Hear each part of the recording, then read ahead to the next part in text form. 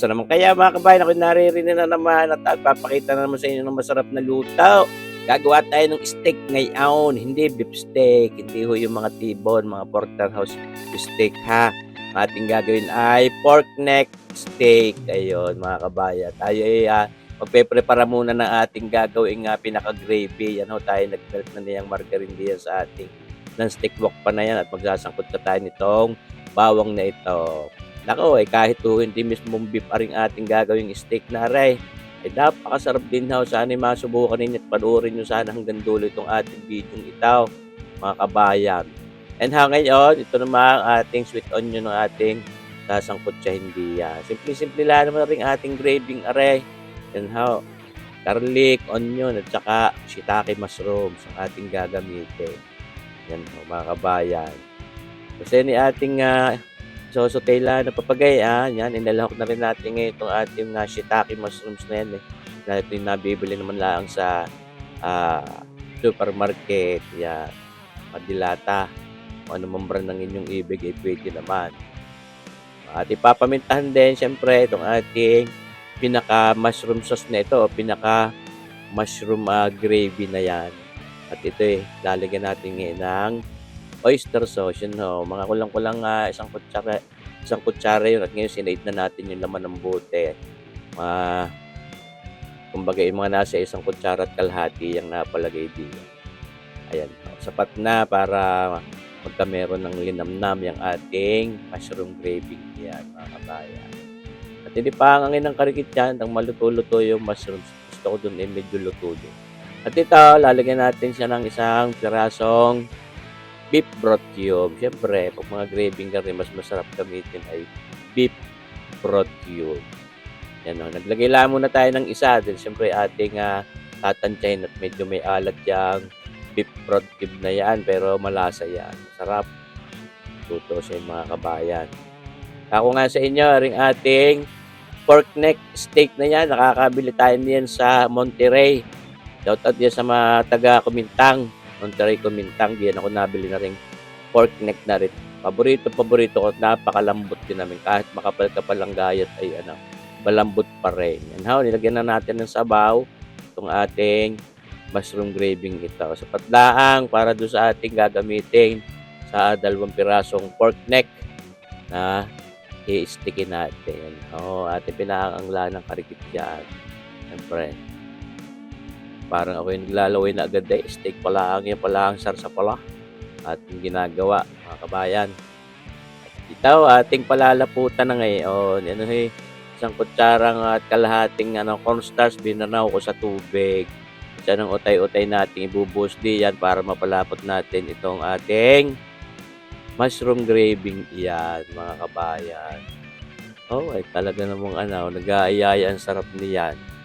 Mga kabayan, ari aming hapunanin laang. Siyempre, minsan special din.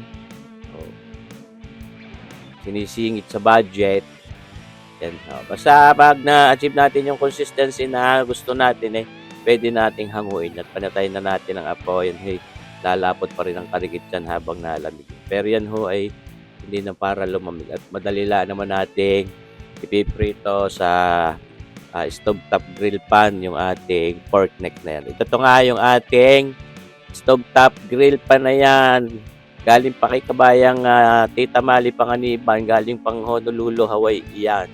Salamat dito sa iyong binigay na rin sa akin non-stick na ring stovetop grill, Tita Mali.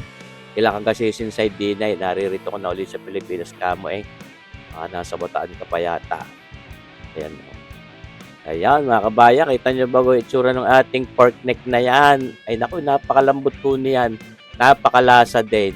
Hindi mo naman para pakaangangin ang luto niyan. Kung medyo ma-overcook man yan lang karikate ay hindi naman nagkukunat yan. Kaya gustong gusto ko yung pork neck na yan. Yan ho. Ang kapal na ni mga nasa 1 inch. Higit pa yata. 2 piraso yung ating biniling yaan mga kabayan. Talaga naman nag-aayaya. Ang sarap niyan ay tunay.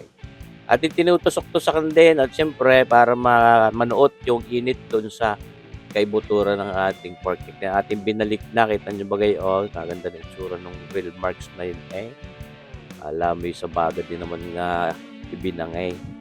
Ayan. Pero kung tutuusin, mas masarap din naman kung ating ibabang yan sa mismong griller na gagamitin natin talagang uling, charcoal grill. Ayan. Dahil yung smoky flavor niya nagpapasarap. Pero siyempre kung ayaw nyo masyadong maliwag, pwede rin naman na rin. Isa pa tayo naman may ginawang gravy. Yan malapit na yung hanguin diyan ating pinakanglaan ng karikit. Ayan Ako nga ito naman kahit nga maang-ang ng ay hindi rin nagkukunat.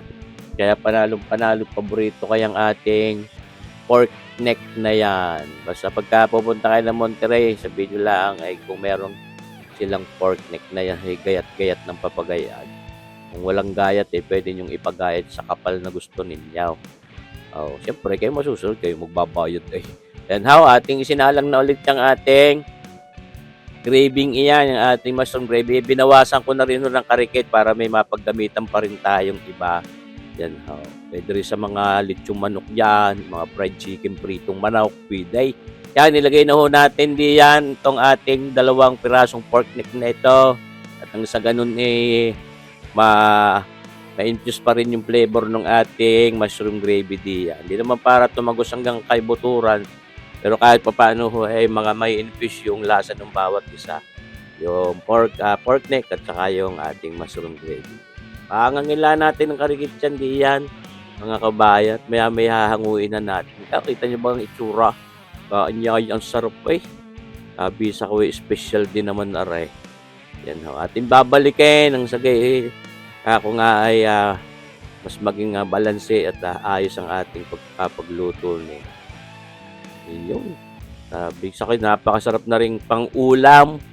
Ay siguradong napakasarap din pulutan. Ay pwede nyo rin papakin kung inyong ibig. Kahit walang kanin, nilalalagtakan ninyo. Ay panalo. Tapos may mga karikit na side dish, na mga mixed vegetables. Ay nako, wala na kayong hahanapin pa yan. Pinantay na natin apoy. At may carry overcooking pa yan. Baka masyado namang maang-ang kumunat. Yan, pero hindi naman nagkukunat ngayon. Kaya sana masubukan nyo rin magluto nitong papaganito. Mga kabayang pork neck. At talagang panalong-panalo yan. Sabi sa ko mawiwili kayo. Pagka namamahalan kayo doon sa mismong mga porterhouse, mga T-bone, ay nako, mga beef tenderloin, ayan ang pwede nating gamitin. Mura-mura. Saktong-sakto lang ang pagkakaluto natin, mga kabayan. Medyo mapurula yung aking gunting na maliit. Pang pang mananahi yun pang sastre Hindi makita yung aming gunting na kitchen scissor. Ayan ating hinango na nga. At yan siyempre ilalagay na natin dito sa ating lalagayang ating ipi-plating ng karike. Siyempre naman for the vlog. Diba mga kabayan? Yan na nga, pinaiikot na naman. Pinaliyaw siya. Pero sa mga kabayan, sana masubukan nyo. Kita nyo baga naman yung itsura. Kaya-kaya din naman lutuin. Simple yan. Naasbok-asbok pa ng papagayaan. Sabi sa kaway, makakapanabag. Ayan. Yan na nga, lalantakan na natin ating ginipit-gupit ng madaling baaking iyan. Pwede rin naman gamitin knife. Pagka may mga steak knife kayo steak knives. Pero pagka isa lang gagamitin nyo steak knife.